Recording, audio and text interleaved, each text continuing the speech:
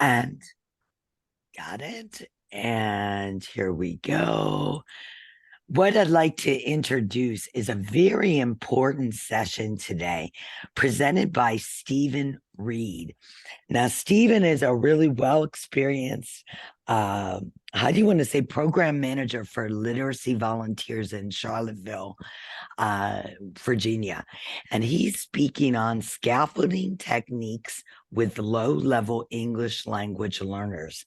This is really important, and we all thank you for being here.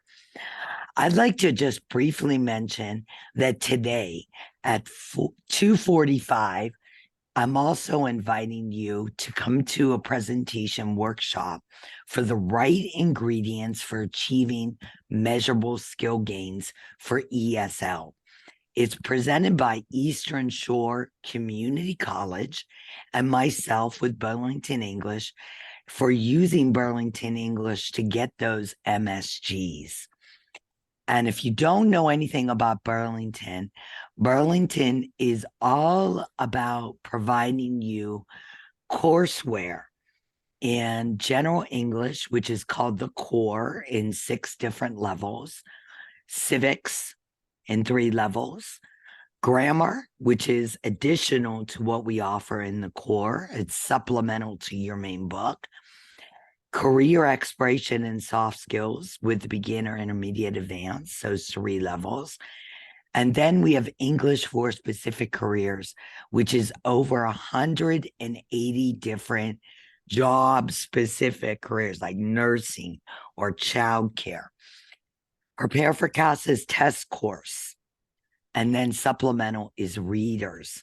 We also have a student orientation that helps onboard the students and the teachers to using Burlington. We are a blended program that you use in class with projectable in-class lessons. Then you facilitate what you want them to do away from you, like homework, like a K-12 model that they can do on the phone as well as the computer. And then it goes back to the teacher before you go back to the classroom to use the courseware. So again, if you could come today to learn the results of using Burlington in Eastern Shore Community College, it's a cooking theme. So we're going to make you very hungry for dinner. I again want to recommend and present to you Stephen Reed, who is the program director and manager for Literacy Volunteers of Charlottesville in Virginia. He's going to demonstrate scaffolding techniques to use with lower level students to provide the necessary support that students need to meet the demands of rigorous, very rigorous instruction today. So take it over, Steve, and stop share. All yours. Okay, well, thank you very much, Lynn. I appreciate that. I'm really excited to be presenting this morning or this afternoon.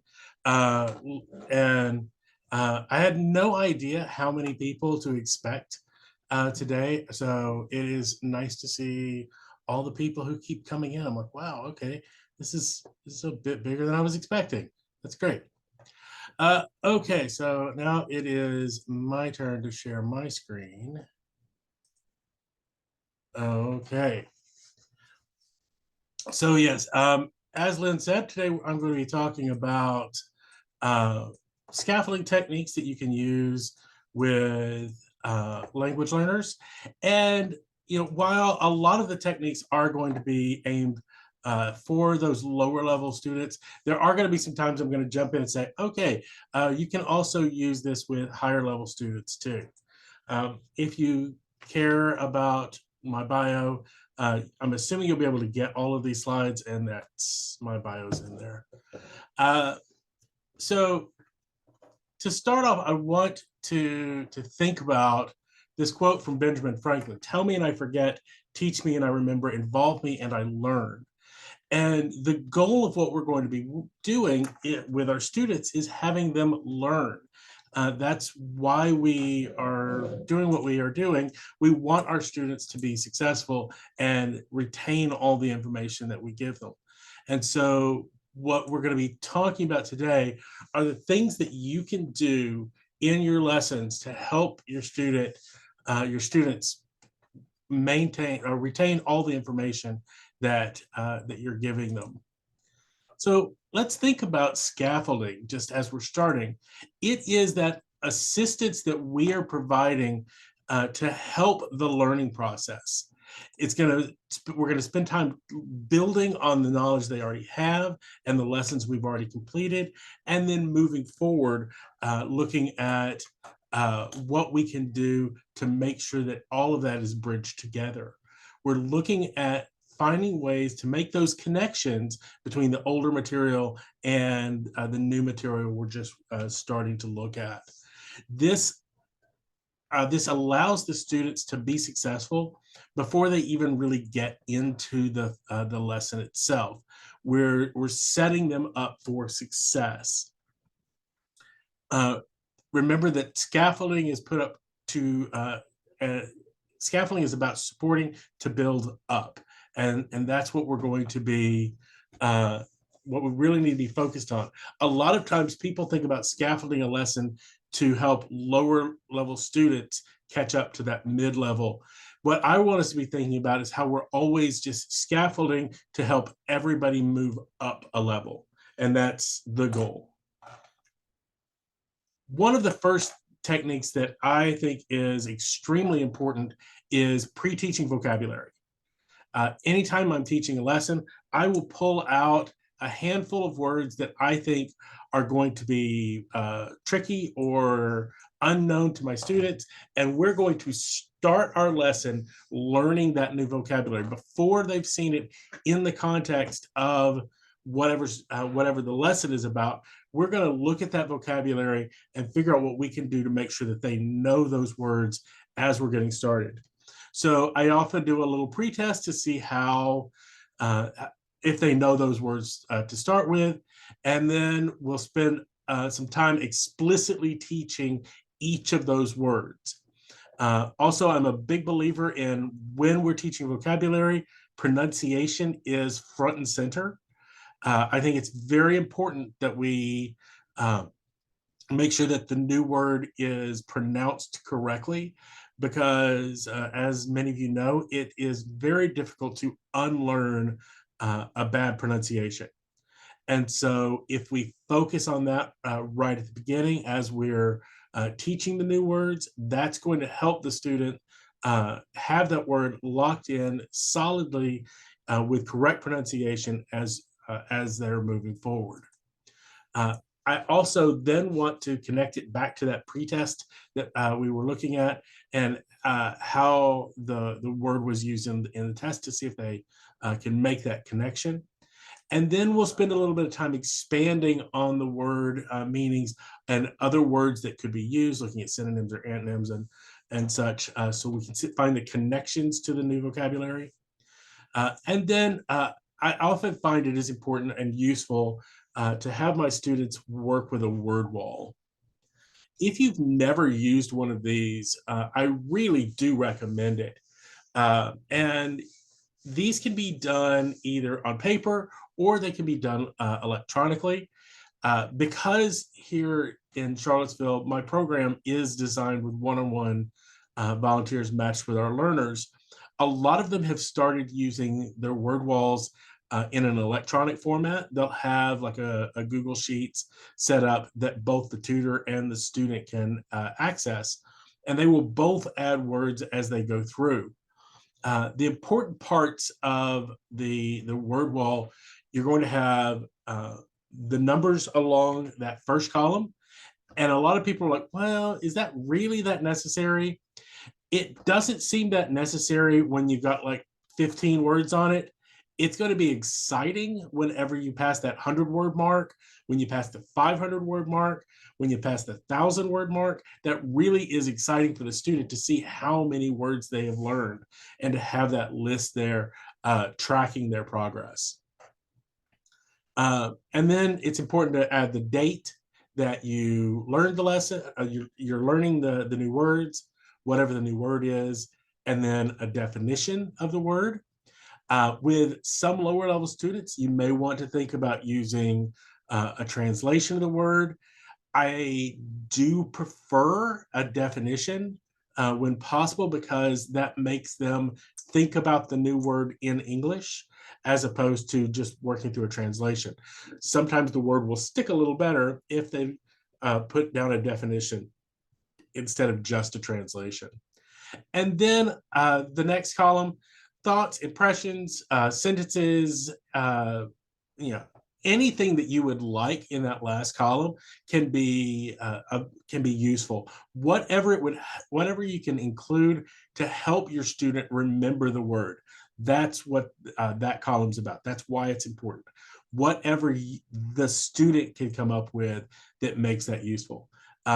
In an electronic form, I've seen people who will add pictures into that box. There are a million different ways you can format it, but just use something in there that's going to help the students remember that word.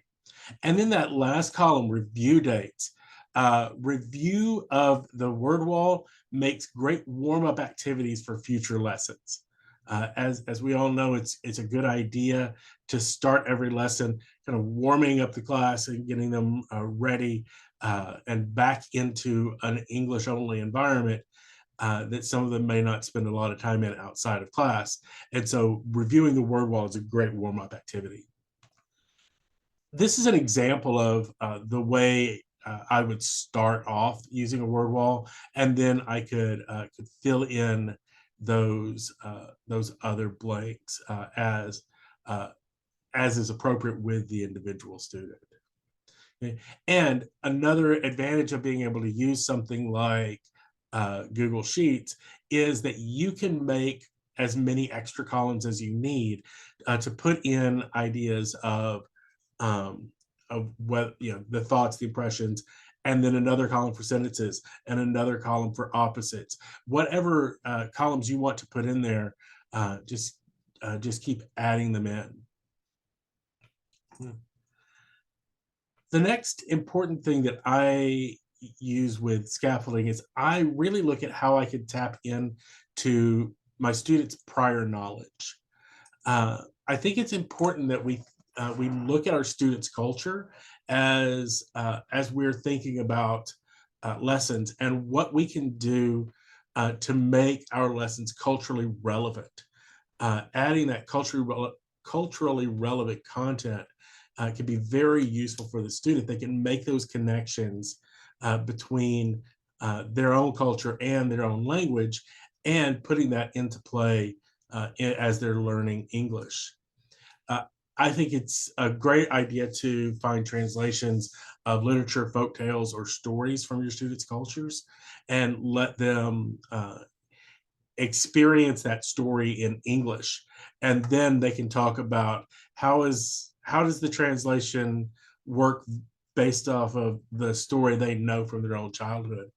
Is it a good translation? Is it a poor translation?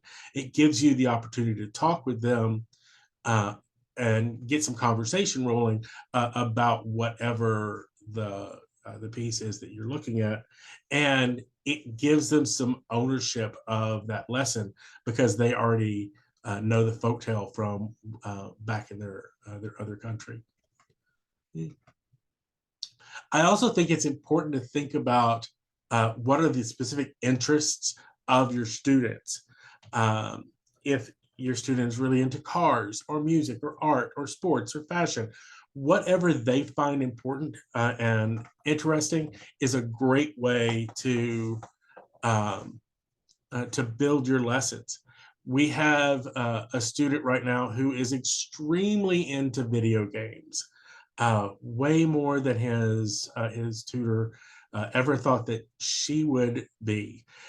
Because he is so involved in video games, she has found the best way to get him reading is to read reviews and Reddit posts on the video game that he's playing. She has then expanded that he has to post something each week on Reddit about whatever video game he's playing, so that they are so that he's using his passion for video games in reading and writing activities. And so while it's a lot more about video games than that tutor ever thought she would know, she has found it's been a very successful tool with him because he is so engaged with all the lessons. And so while she's working on his sentence structure, and she's working on his punctuation and word order and new vocabulary and all the things that we want to be working on with our student, they're doing it in a way that is really effective for that student. And that's why we're seeing him make the gains that he is making. The next technique I want to think about is bridging, and that is how we connect previous lessons to the new material. What's the connection between what we already know and what we are about to learn? What happened in last week's lesson that is going to connect through the lesson we're working through on today? Sometimes these bridges are easy. The textbook series we use has thematic units, and all of the lessons within that unit are built around a specific theme. So, you know, last week we were talking about feeling ill and various symptoms of different things. This week we're going to talk about making a doctor's appointment. So how were we? Last week we were talking about how we're feeling. This week we're going to be talking about scheduling that appointment. Sometimes those bridges are a little trickier. Again, looking at my textbook series, Unit 4, again, it's called Health. And so we're looking at, how are you feeling and how do you make a doctor's appointment? But Unit 5 is called Around Town, and that's just about getting around town and what are various places in town. So the important thing there is to see if you can find a through line. For example, last week we talked about making appointments. This week we're going to talk about how to get from our home to that appointment. Do we take a bus or do we drive? And looking at directions and things. And so it can be a little bit tricky to find those patterns, but there may be a through line there. For example, in that textbook, the first lesson of Unit 5 is about bus schedules. So we're really looking at, we can connect that last week of looking at making a doctor's appointment, and this week we're talking about how to get to that appointment. I find visual aids to be really useful in helping the student remember concepts. The more you can touch something and manipulate it and move around the more likely you are to be able to remember those things. It also is going to reduce teacher talking time. And that was always a problem for me when I was in the classroom.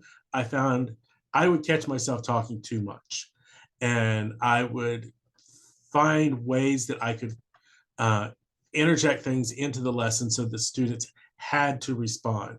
So it was more about them. I find that with an English language class, I don't want to be speaking. If it's one-on-one, I don't want to be speaking more than half the time. If it's a bigger group class of 15 to 20 students, I only want to be speaking about a third of the time and having the students speak the majority of the time. I feel that that's really important to get them using the language, not just listening to me talk. It also provides a touch point for you to refer back to later. So whenever you're like, oh, remember last week when we were looking at the globe and we were finding how all of the countries that we have students from, how you all fit together and where everyone is located. So you have that connection to the past. First off, I find pictures to be extremely useful. I like color photographs the best. And if you can make them color photographs that are meaningful, even better. For example, those are my cats when they were about 8 weeks old. And that was my Thanksgiving dinner from a few years ago. So those are photos that I took, and I can tell you about those pictures.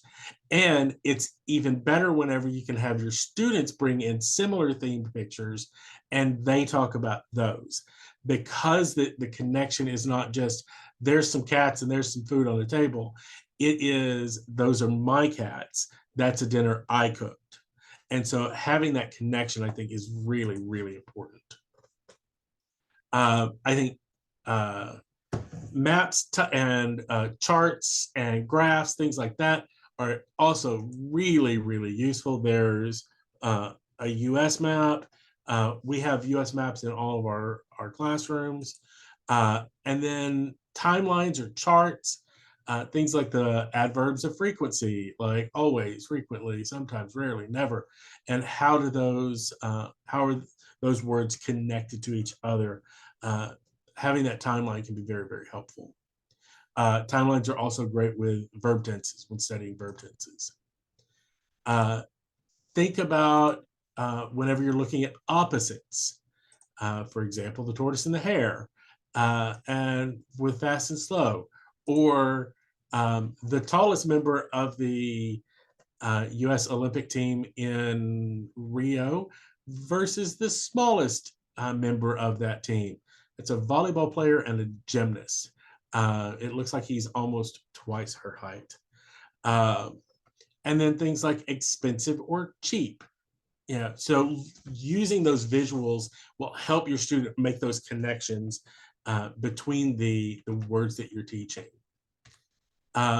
With higher level students, you can also use visual aids for connotation and for nuance, for words like interested, questioning, nosy, and looking at how those using those visual aids can help. I am a big believer in using realia. If I'm going to bring in if I'm going to talk about bus maps, I'm going to bring in the Charlottesville bus map, because that's the one they're going to be using.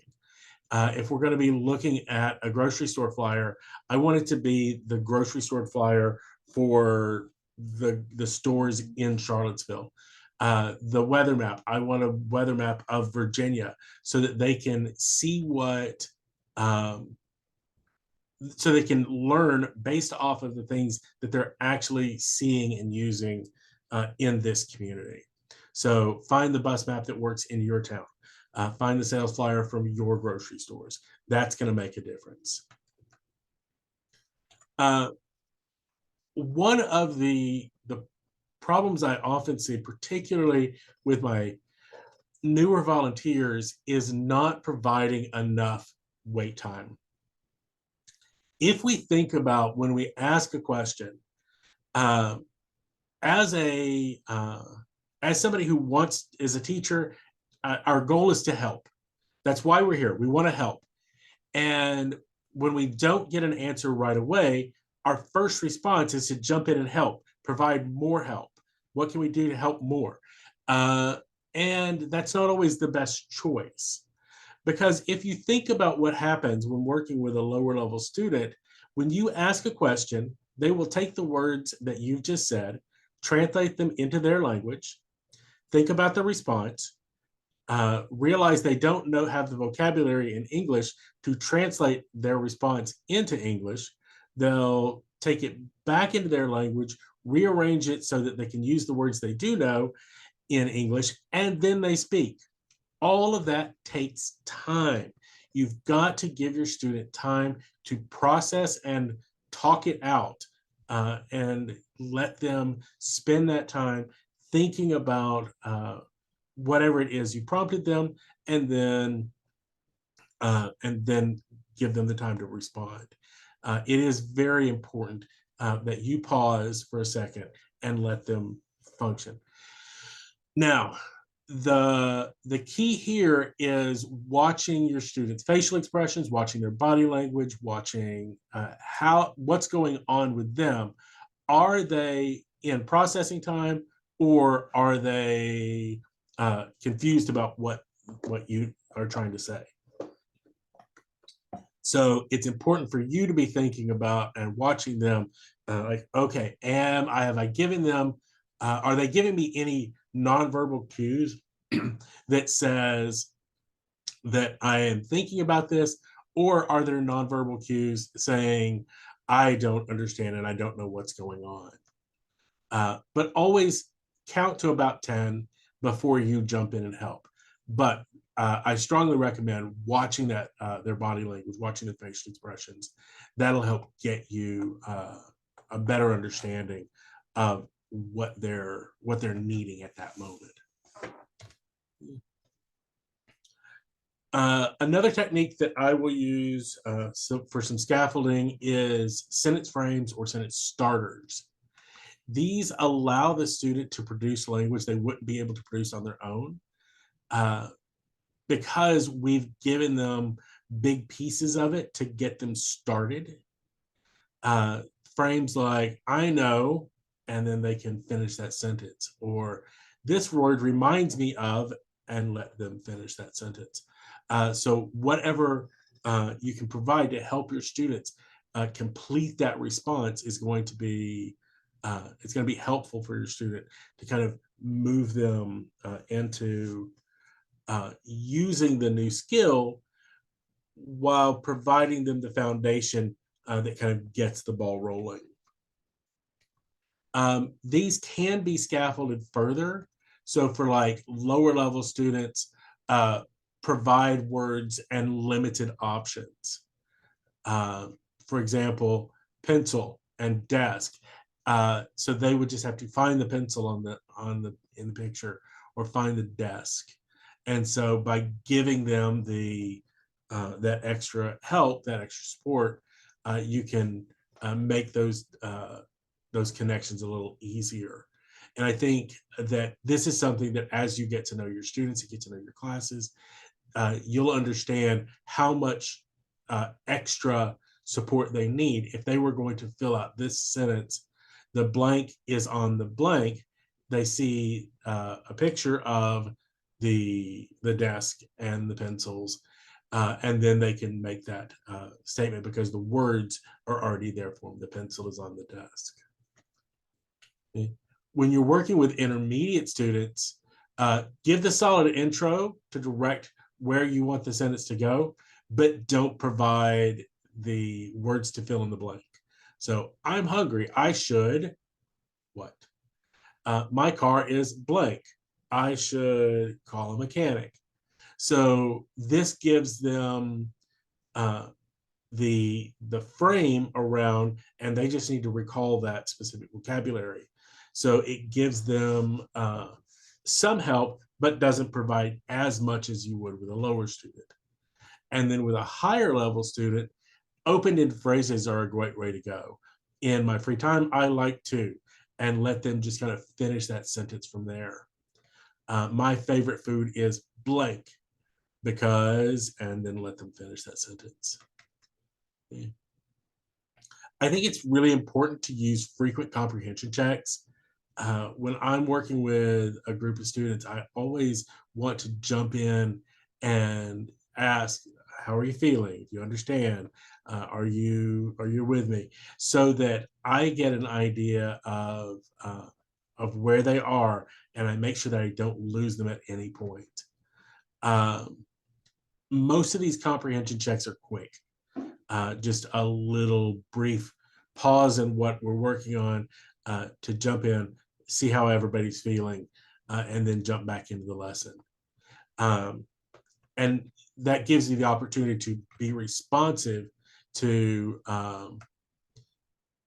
whatever their feeling is. If they are, if you get the sense that they are not on board, if you've had frequent comprehension checks, you've got that just a little bit of, okay, the thing that we've missed is what they missed in the last 3 minutes, not something that they missed half an hour ago and are just completely lost. So those frequent comprehension checks allows you to be more responsive.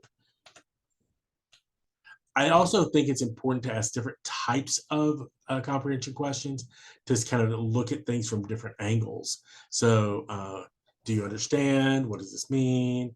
Um, how do you feel about this? Can you give me examples of this? Can you give me opposites? So that you can kind of approach things from a lot of different angles to get them to that point um, where you know what their how their comprehension is going and what you can do to back up and look at some things if you need to. I'm also a big fan of comprehension cards. I've used these in classes with all different levels of students. The nice thing about these cards, having a red, yellow, and green, even if they don't necessarily understand the smiley faces or the little emoji type things, they would understand the colors because traffic lights are universal around the world. Green means go, red means stop, yellow means slow down. So they'll be able to get that. Green means I'm good. Let's keep moving. Yellow, I'm feeling okay. Red means stop. And I was using this in a lesson once, and I always had the students put their cards out on the table, and I told them always whenever we're starting something new, slide that red card out because this is new, you don't know it yet. Then when you start feeling more comfortable, you switch the red card to the yellow card, and then how they're feeling about that, and if they're starting to feel a little bit better, they move into that yellow, and then whenever they really feel like they've got it, they slide the green forward. And I was teaching a class one time, and almost all the cards were green, but there were a few yellows, but mostly it was green around the room. And then I said something, and everyone all at once grabbed for their red card because whatever I had said, I just lost everybody in one sentence. And I'm like, okay, so I need to back up and see what I did that I just lost everybody in mass. And so yeah, I was just using some vocabulary that they were unfamiliar with, and so I needed to back up, explain the vocabulary word that I had used, and then the yellow cards started coming back out, and some of the green cards come out once they understood whatever the word was that I had lost them.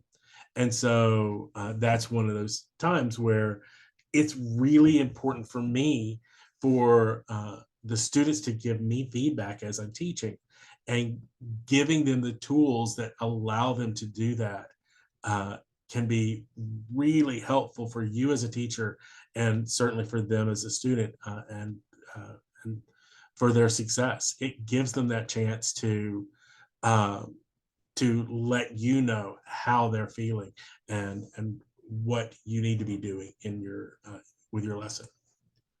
And I think it's really important uh, to keep this slogan in mind. You may have to slow down to go fast. Uh, you are better off going a little bit slower as you are teaching the new material, because in the long run, you're going to have to spend less time reviewing it.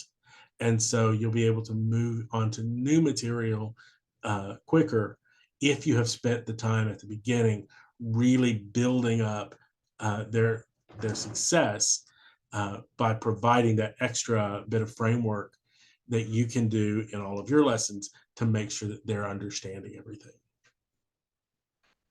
Okay, so do we have any questions?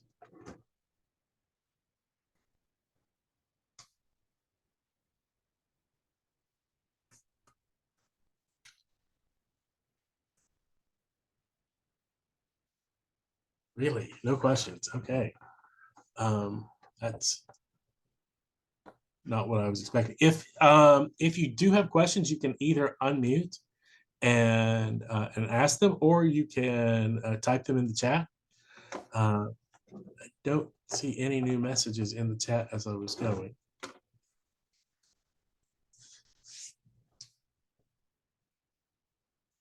Also, all I'm seeing are just like the the the black name cards, so I can't even tell. Other than D Mills, I can't even tell if anybody's still in the room or if I'm just talking to D.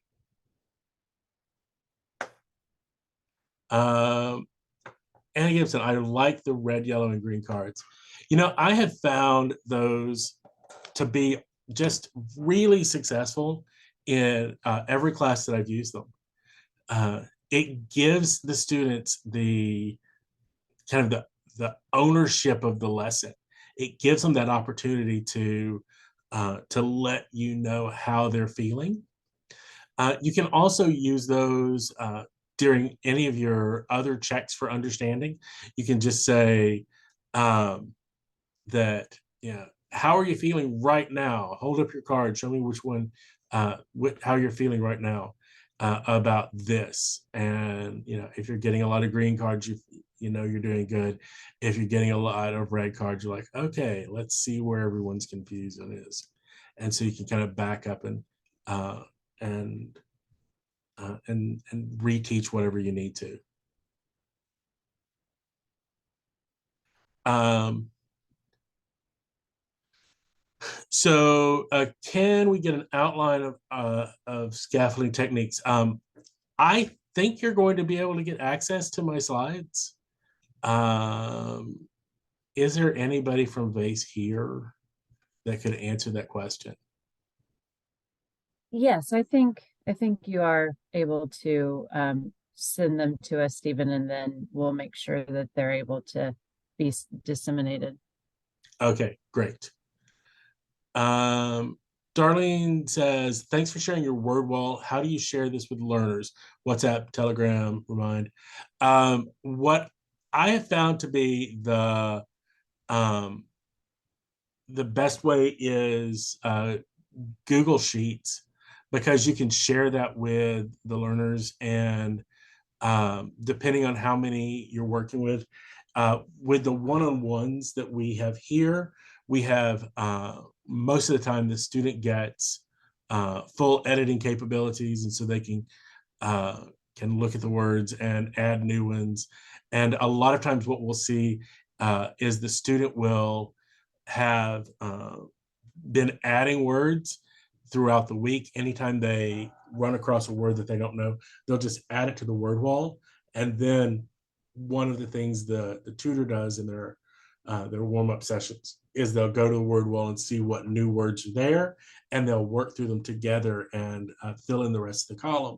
The student will just add the new word in so that they remember, okay, this is the word that I want to ask my teacher about. In a larger classroom, you may not really, if you have a big group of students, you may not want to have everybody having access to edit. And so whenever you share that with your class, you may think, okay, everybody has access to read it, but not everybody has access to edit it. And if they have words they want to add, they can email them to me or send them to me in a different way. But with the one-on-one, with the learner being able to edit, it really is exciting to see how many words get put on the word wall.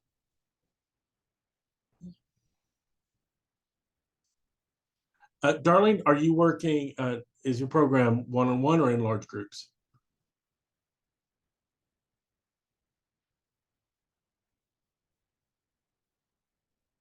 In a class of 30 plus. Okay. Yeah, I don't know that I would give all 30 of them the opportunity to edit. That could become a bit of a mess. Uh, and or maybe you'll have a second document where they can so you have the one big official word wall, but then anybody who has new words can just add them into a second document and let them add it that way. But I would probably be a little hesitant to give 30 people edit capabilities into that one document. Okay, which of the resources strategies work best with very low English language learners? Do not speak or read English. So the comprehension cards work really well with pre-literate students. people who are pre-literate in their first language. And so you can definitely use that. Pre-teaching the vocabulary is absolutely something I do when I'm working with pre-literate students. That's something that I think it's really important as you're very first starting, is helping them learn the vocabulary. And whenever I'm teaching that vocabulary, again, lots and lots of pictures. That I think is extraordinarily useful when you're working with people who are pre-literate in English, and if they even more so if they are not literate in their first language. Having those pictures, having that opportunity to see what it is you're talking about, that and or pick it up, manipulate it. That's going to be useful, and I've used that successfully in both one-on-one and in a group class. The comprehension cards are great in a group class because sometimes you have those who are a little shy about actually raising their hand and asking a question, but they'll be okay moving that red card forward. And with the pre-teaching vocabulary, I've used that technique in every class I've taught since I started teaching 20 something years ago. I just think it's really useful for your students to get that opportunity to learn the vocabulary on its own, and then when they see it in the lesson, they're like, oh wait, this is the word we just learned. I know this. I know how to pronounce it. I know what this means. And it just is helpful for you to, for the student, so that they can have that opportunity to kind of get a running start at the lesson. So pre-teaching vocabulary is just useful across the board.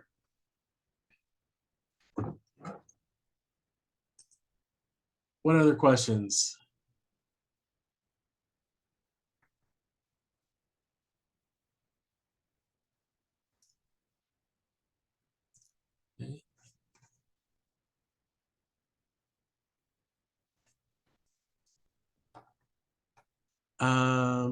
Would you use a digital platform like USA Learns?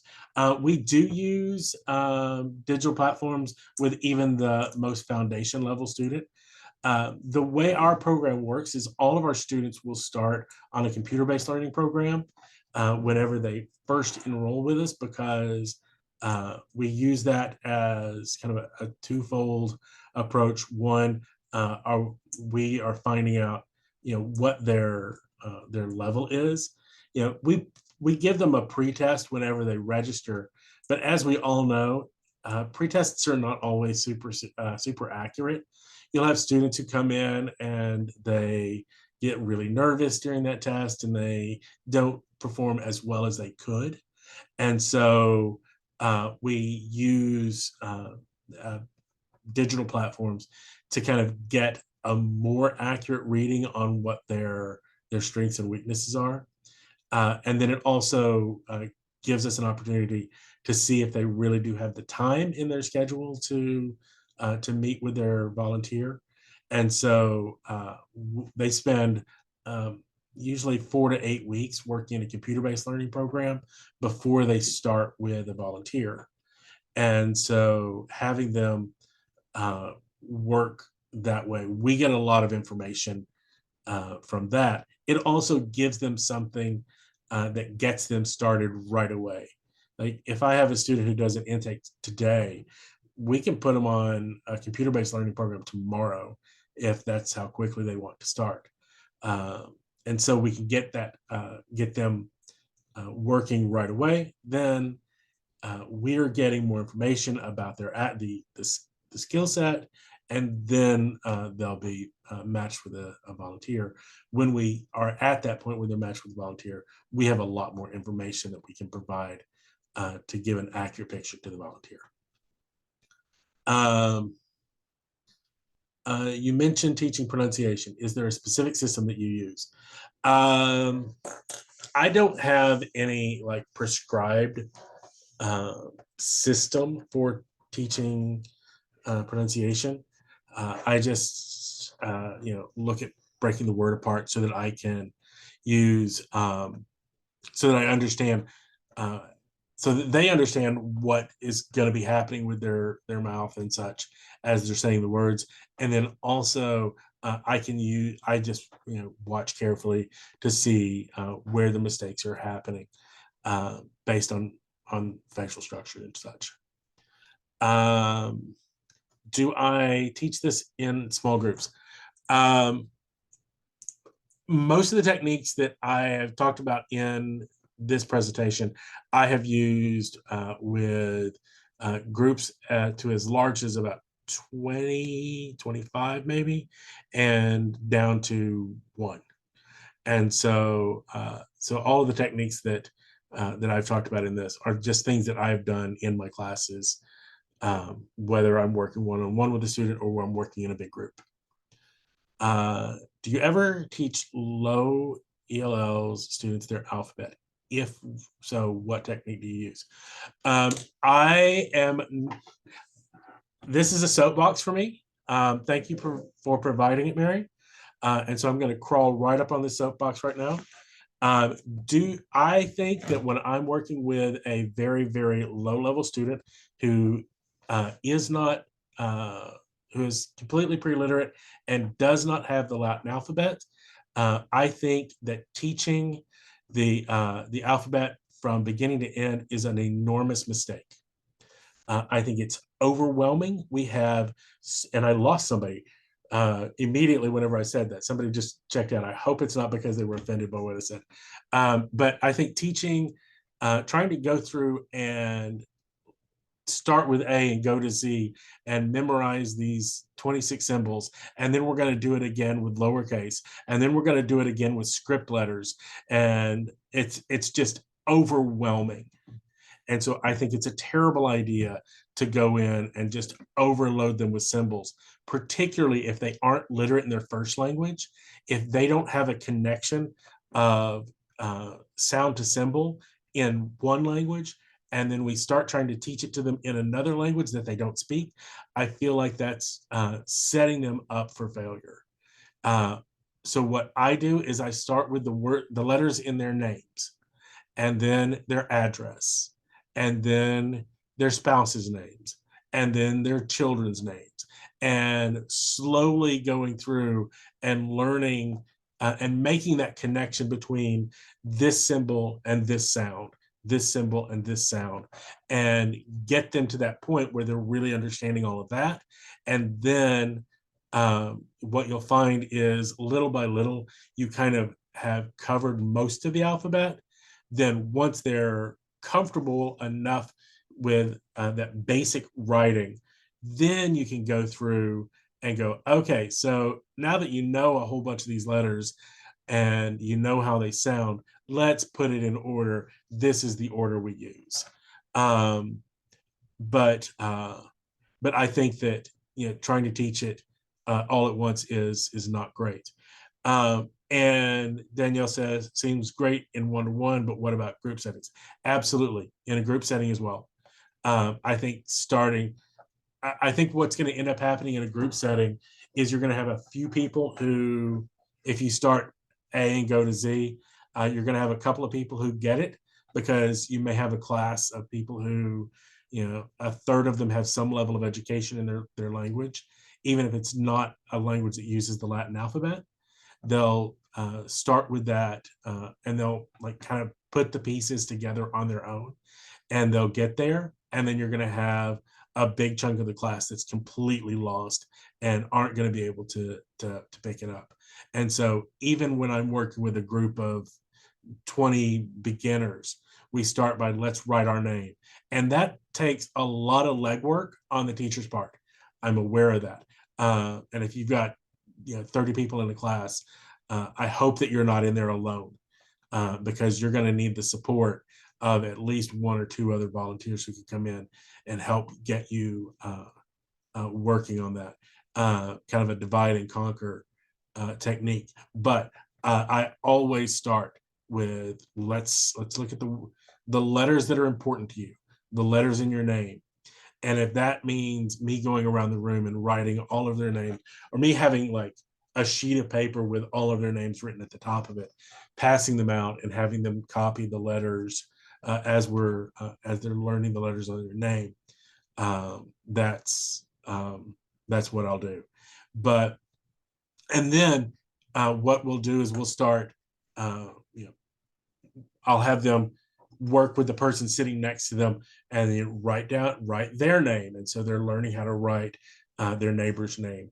And so you can put that into play with a group just as much as you can in a one-on-one.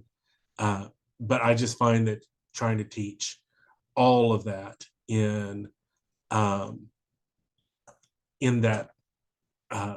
setting, trying to learn A to Z, it can be super, super confusing. Also, I'm going to share a whiteboard for a second, because I want you to be thinking about something that we have to deal with when we're working with that level student. If you think about several of our letters, we have a line and a circle. And bear with me, because my handwriting using a mouse isn't great. Sorry. But so if you look at a B, we have a line and a circle. And if we look at a D, we have a line and a circle. And if we look at a P, we have a line and a circle. And if we look at a Q, we have a line and a circle, but the line has a tail. And if we look at a G, we have a circle and a line with a tail that goes the other direction. And if you are brand new at learning letters and or symbols to sounds, what you see there is 5 circles, 5 lines, and 2 of the lines have tails.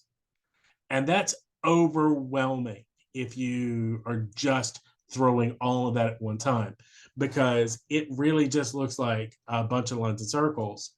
And so we have to be thinking about how do I clear that up so that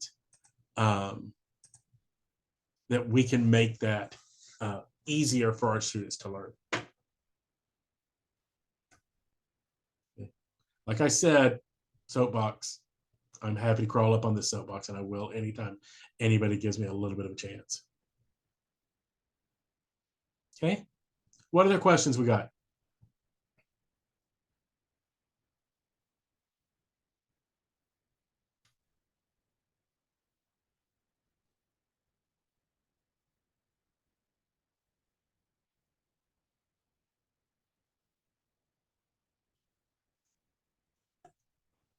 Okay. Are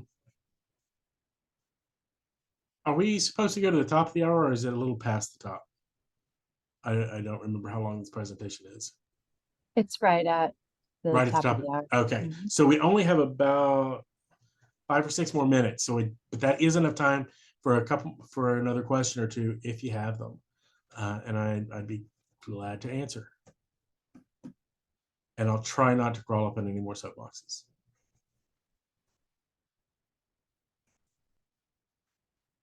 Actually, Stephen, I was incorrect. It's 2:15. Okay. You can go up to 2:15.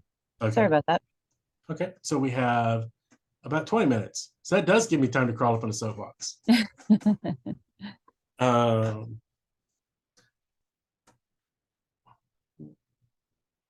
So what kind of techniques do you use, or have you used any of the techniques that I mentioned in here? Have you used them in your classes? Or if you have some that I didn't mention, do you have any that you would like to share with us?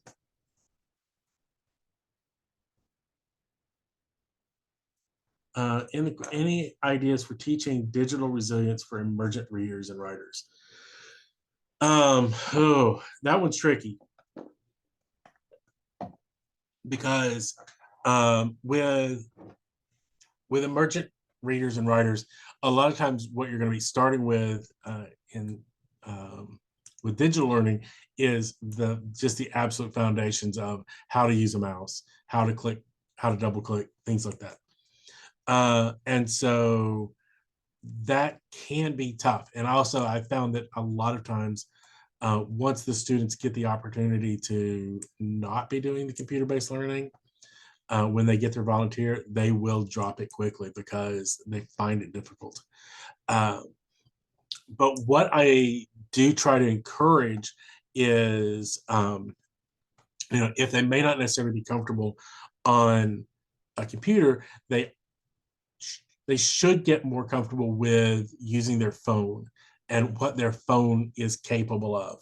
And so many of these programs like USA Learns and Burlington English and such, they all have the phone app where they are mobile friendly and they can learn on there. And adding things like flashcards from like Blue Flash Plus, I think is a flashcard maker app that's free, and using things like that to help your student, and then spending time in class teaching them how to log into that, and then how to use that to keep their learning moving. If you get them started using something that's easy to use on their phone, they're more likely to stick with it, and then they're more likely to be willing to try something that's a little harder. And so you can start off using something very, very basic, like a flashcard app, and then start adding some other things in, so that they're starting getting more comfortable using their phone. And then once they're more comfortable using phone, then they may branch out to other technologies. Have you ever used the Freyer model for new vocabulary? I have not. I am unfamiliar with the Freyer model. Would you be willing to unmute and tell us about it?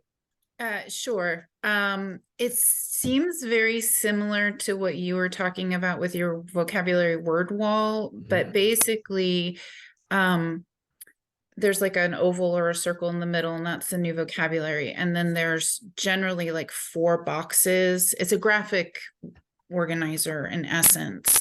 Okay. And it can have the definition in one box. You can do synonyms or antonyms in another box. You can do uses in a third box. I was talking with one of my teachers. I have a very low level student that struggles, and we stumbled upon that she does better with comprehension when she sees a pictorial representation of the new vocabulary. And so either putting a picture like in one of the boxes or having her sketch something out. So but it's just, it seems like it's a different format for what you were doing with your vocabulary wall. And I was just curious if you had a preference. Okay, so I am familiar with that. I didn't know that was its name. And so I have used techniques like that. I've used them with higher level students more than I have with lower level students. And we sometimes will develop more than 4 boxes around it. And so it gives them kind of put in some higher level thinking that's where I have used it. But I could see how it could be very useful with a lower level student by providing pictures in one of those boxes. I think that pictures are a great choice when learning new vocabulary, particularly when you're working with a low level student. And I always try to give 3 examples as I'm looking at pictures so that they know exactly what I'm talking about. So if I'm teaching the word pen, I will show them these 3, because that, if I just showed them these 2, they may be thinking that I'm trying to get them to learn the word white because they're both white, but this is a different color. But the only thing the 3 of these have in common is that they are pens. And so 3 is a good number. You can do a little more than that, but more than that is kind of overkill. But that is extremely useful, particularly when teaching concrete nouns. The brain has a really good capability of mapping concrete noun images to words. And so when they see those 3 examples of whatever the thing is, they're really the brain is really good at locking that into place. So concrete nouns are the thing that the brain is best at learning. And then then verbs, action verbs in particular, and then easily identifiable adjectives, big and small, different colors, things like that. But then as you get further down, it gets a little trickier memorizing. But the three examples does seem to be kind of that magic number. That's the threshold you need to get across.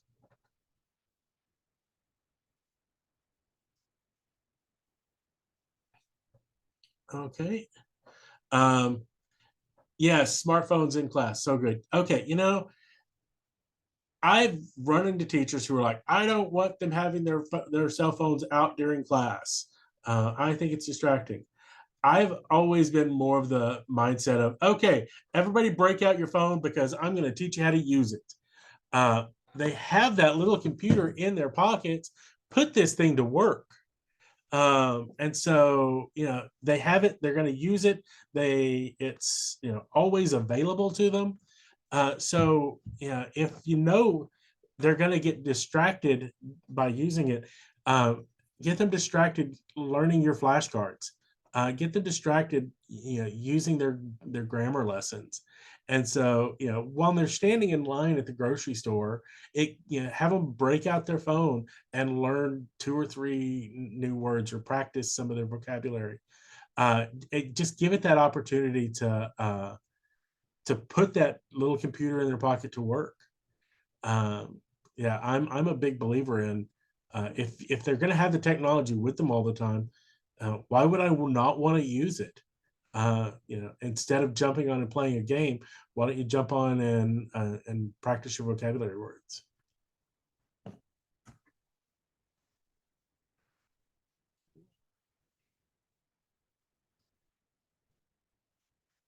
What other questions you got for me?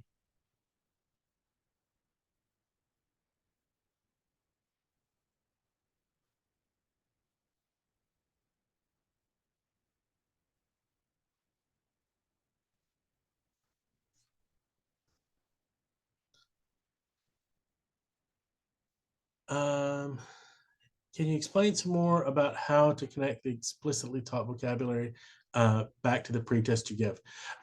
So whenever I'm giving a pretest, I try to use the new vocabulary in a sentence, and then whenever after I've taught the vocabulary, we go back and look at the pretest at the exact sentence that I use. I'm like, okay, now that we've taught this vocabulary, does this sentence make more sense? Or did this sentence mean what you thought it did when you first read it or when you first heard it?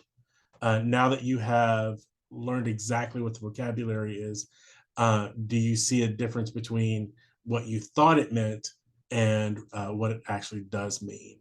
And how do we make, and where was it that you thought the difference was? And so, when you're looking at things like cognates, was your cognate accurate? And how do we make sure that the cognate we have is is it a true cognate, or is it one that you thought was there but isn't? Because English shares about I want to say it's like 40% of our vocabulary with the Romance languages, like Spanish. So there's just a lot of cognates that are available to help if you're working with a student who is like a Spanish speaker. Well, we do have cognates with most languages, but the Romance languages are certainly going to be the closest. The Romance language and the Germanic languages are where we're going to have the most cognates. But you have to be careful with those, because sometimes they will think something is a cognate and it isn't. I think my favorite example of that in Spanish is embarazada, which if an English speaker heard embarazada, the first thing that would come to mind is embarrassed. But it's not embarrassed in Spanish, it's pregnant. And for me to say, yo soy embarazada, and people are like, no, you really aren't. And so, yeah, that's one of my favorite false cognates, things that we think is true, but it isn't. In Dari, if you have any Afghan students, one of the false cognates that they have is machine. And machine, we're going to think it's a machine, but no, it's a car. And motor, that is a Dari word, and we think it's just a motor. It's motor, but no, it is a motorcycle, and so not exactly correct. So while there are a lot of cognates between English and Dari, because Dari is an Indo-European language, there are some false cognates in there too. So we have to be careful with those.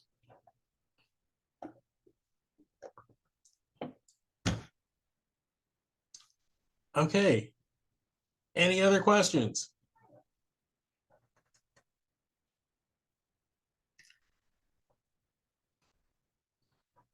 If not, I think we can probably go ahead and wrap up a few minutes early. And I would like to thank you all for coming. I hope it has been helpful and you've learned some things today.